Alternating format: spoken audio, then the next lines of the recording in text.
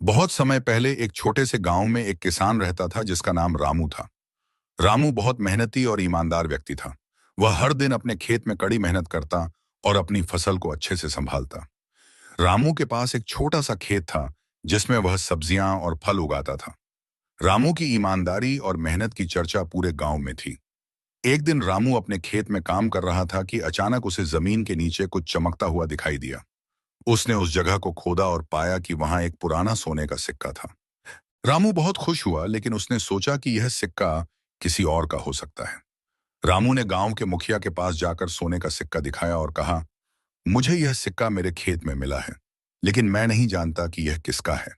मुखिया ने रामू की ईमानदारी की सराहना की और कहा, तुम्हारी ईमानदारी के कारण यह सिक्का अब तुम्हारा है।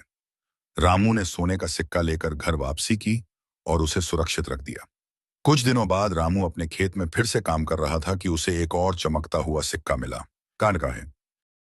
उसने फिर से वही किया और सिक्का मुखिया को सौंप दिया। इस बार भी मुखिया ने रामू की ईमानदारी की प्रशंसा की और सिक्का उसे वापस दे दिया। रामू की ईमानदारी का यह सिलसिला चलता रहा और उसे कई सोने के सिक्के मिले। उसने सभी सिक्कों को गांव के मुखिया को सौंपा और हर बार मुखिया ने उनकी ईमानदारी की सराहना की और सिक्के उसे वापस दे दिए। एक दिन गांव में एक अमीर व्यापारी आया और उसने गांव वालों को बताया कि वह बड़ा व्यापारिक सौदा करने आया है। व्यापारी ने गांव में एक प्रतियोगिता रखी और कहा, जो भी सबसे अधिक ईमानदार व्यक्ति होगा उसे मैं एक बड़ी संपत्ति दूंगा। गांव वालों ने रामू की ईमानदारी की कहानी व्यापारी को सुनाई। व्यापारी ने रामू को बुलाया और उसकी ईमानदारी की परीक्षा लेने का फैसला किया।